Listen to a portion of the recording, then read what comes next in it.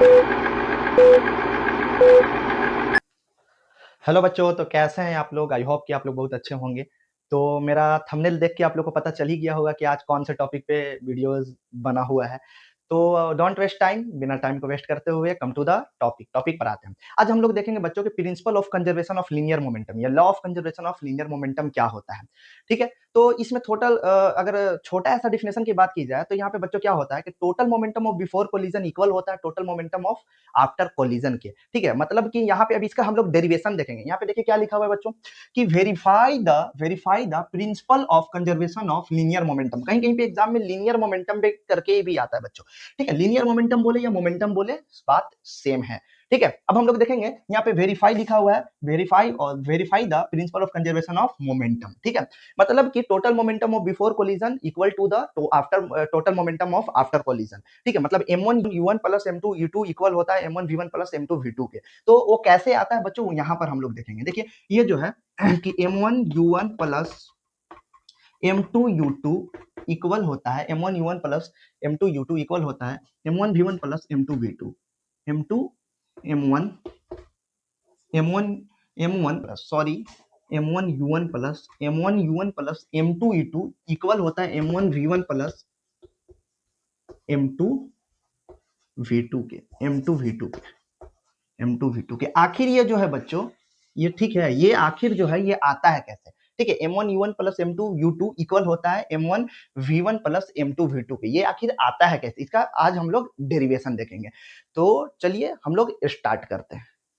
तो बच्चों हम लोग यहाँ पे m1u1 प्लस m2v2 इक्वल होता है m1v1 प्लस m2v2 के। ठीक है, तो अब यहाँ पे इसका बच्चों हम लोग डेरिवेशन देखेंगे। ठीक है, अब यहाँ पे डेरिवेशन देखिए, एक ऑब्जेक्ट यहाँ पे लिए, किसी भी एक ऑब्जेक्ट लिए जिसका मास m1 है, यहाँ पे एक दूसरा ऑब्जेक्ट लिए जिसका मास m2 है। ठीक है, अब ये दोनों मूवमेंट कर रहे हैं, तो इसकी इस मास वाले m1 मास वाले, ठीक है, ऑब्जेक्ट जो है इसकी मास कुछ और है, तो इसकी वेलोसिटी भी यहाँ पे कुछ और मूव कर रहा, तो इसकी वेलोसिटी भी कुछ और है। ठीक है, मास m2 है, इसका u2 है। ठीक है, यहाँ पे देखिए अब ये जा रहे थे रास्ते से, अब ये टकरा जाते हैं। अगर कोई ऑब्जेक्ट एक मिनट बच्चों, अगर हम लोग ले लेते हैं सपोज दैट कि अगर ये एक ऑब्जेक्ट आगे जा रहा है, ठीक है, ये एक ऑब्जेक्ट आगे जा रहा, ठीक है, दोनों का मास अलग अलग है। सपोज दैट कि इसका देखिए, इसका मास अलग है, जाहिर सी बात है कि ये लार्ज ऑब्जेक्ट है, बड़ा ऑब्जेक्ट है, तो इसकी मास अलग है। ठीक है, और ये एक स्मॉल ऑब्जेक्ट है, तो इसकी मास अलग है। अगर मास अलग है तो दोनों का वेलोसिटी अलग अलग है। ठीक है, ये कंफर्म नहीं है कि मास अलग है तो वेलोसिटी अलग अलग होगा, लेकिन अभी यहाँ पर क्या है, मास अलग है, वेलोसिटी अलग अलग है, दोनों मूवमेंट कर रहे थे। अब यहाँ पे क्या होते हैं, सडनली टकरा जाते हैं, कोलाइड हो जाते हैं, कोलाइड हो जाते हैं। ठीक है बच्चों, कोलाइड हो जाते हैं, जाहिर सी बात है। और जब ये ऑब्जेक्ट इस पर फोर्स लगाएगा, ठीक है, F1 वाला जो है, F1 वाला जो है F1 फोर्स लगाएगा 2 पर। ठीक है, F1 फोर्स लगाएगा 2 पर, तो F2 भी तो फोर्स लगाएगा M1 पर।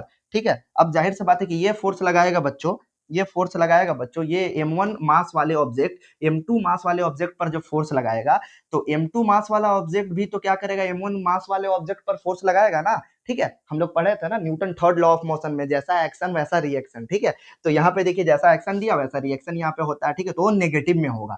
अब यहाँ पे देखिए फिर आफ्टर डेट उसके बाद क्या होता है कि M1 M2 फिर दोनों अलग अलग हो जाते हैं। ठीक है, टकराने के बाद फिर इसका वेलोसिटी जो है अलग हो जाता है, इसका वेलोसिटी अलग हो जाता है। मतलब टोटल बोलने का मतलब है बच्चों की, इसके एक सेंटेंस है, यहाँ पे सेंटेंस वो हम लिखते हैं कि यहाँ पे होगा कि total momentum of before collision. यहाँ पे देखिएगा बच्चों कि टोटल, ये लिख दे रहे हैं, total momentum of before collision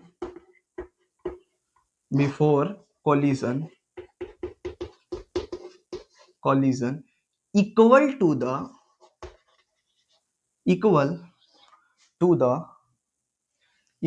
the बच्चों, यहां पे हम लिख दे रहे equal to the total momentum of before collision equal to the total momentum of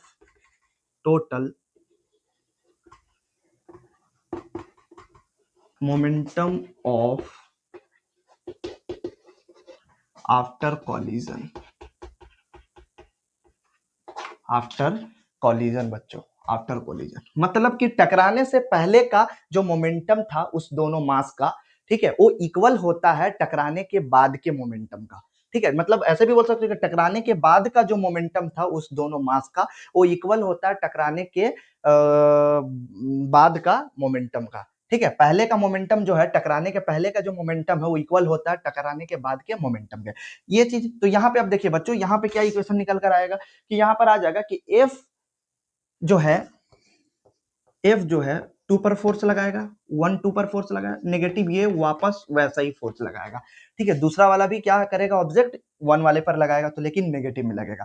negative में लगे या पॉजिटिव में लगे, लगा तो रहा है फोर्स ना, यहाँ पे तो बात तो हो रही फोर्स की ना, तो ये फोर्स ही होगा। अब फोर्स की डिफिनेशन की सॉरी फॉर्मूला क्या होता है, तो मास इनटू एक्सीलरेशन। तो यहाँ पे लिख दीजिए एम ए इक्वल हो जाएगा माइनस m2 2। ठीक है, अब यहाँ पे देखिए, अब क्या हो जाएगा बच्चों कि mass into acceleration, mass into acceleration है तो फोर्स ही ना। अब यहाँ पे देखिए मास इंटू एक्सीलरेशन है तो यहाँ पे m1 का m1 रहने दे रहे हैं। अब यहाँ पे बच्चों क्या हो जाएगा कि ए का फॉर्मूला हम लोग जानते हैं, एक्सीलरेशन का फॉर्मूला क्या होता है कि the rate of change in velocity with respect to time is called acceleration.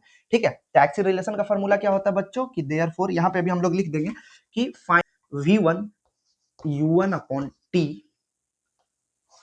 Equal to, यहाँ पे हो जाएगा माइनस m2।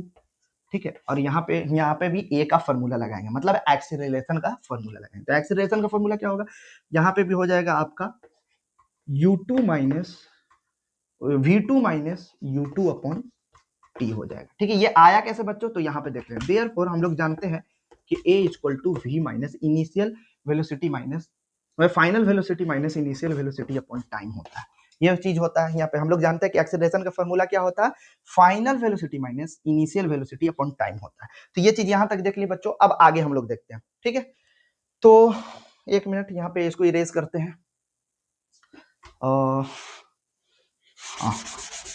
यहीं पर बता दे रहे हैं बच्चों, तो यहाँ पे देखिए तो अभी क्या हो गया, m1 को v1 से और u1 से मल्टीप्लाई करेंगे। देखिए दोनों साइड में tt है तो tt कैंसिल आउट हो जाएगा। अब m1 को v1 से मल्टीप्लाई करेंगे तो यहाँ पे क्या आ जाएगा, m1 v1, फिर क्या है ये प्लस में ये माइनस में u1, तो प्लस माइनस माइनस हो जाएगा, minus m1 v1 minus m1 u1, m1 u1 equal होगा किसके, माइनस से ये मल्टीप्लाई करेंगे तो ये माइनस रहेगा बच्चों।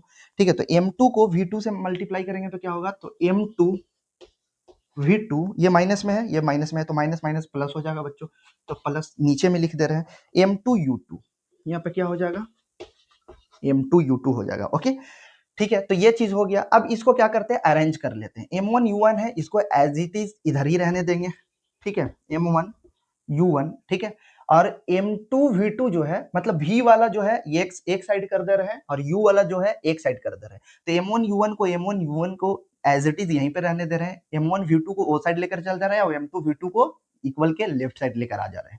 तो यहाँ पे देखिएगा इक्वल के लेफ्ट साइड m2 v2 को लेकर आएंगे तो क्या हो जाएगा, ये हो जाएगा प्लस m2 v2 इक्वल हो जाएगा बच्चों किसके, ये जो है m1, ये m1 u1 plus m2 u2। ठीक है, तो अब इसको सीधा करके लिख दीजिए। मेरा क्या है, सीधा करके अगर लिखेंगे तो यहाँ पे हो जाएगा m1 u1 plus m2 v2 equal हो गया m1 v1 plus m2 v2 के। और हमें यही तो फाइंड करना था ना, हमें यही तो फाइंड करना था। ठीक है, तो बच्चों देख लीजिए ये हम लोग फाइंड कर चुके हैं कि principal of conservation of linear momentum मतलब m1 u1 plus m2 u2 equal होता है m1 v1 plus m2 v2 के।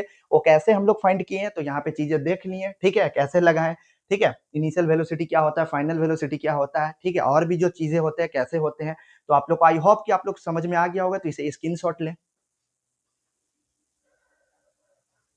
तो बच्चों आप लोग स्क्रीनशॉट ले लिए होंगे। अगर समझ में नहीं आ रहा है तो हमें कमेंट में पूछे कि सर कैसे कैसे बताएं, समझ में नहीं आ रहा है।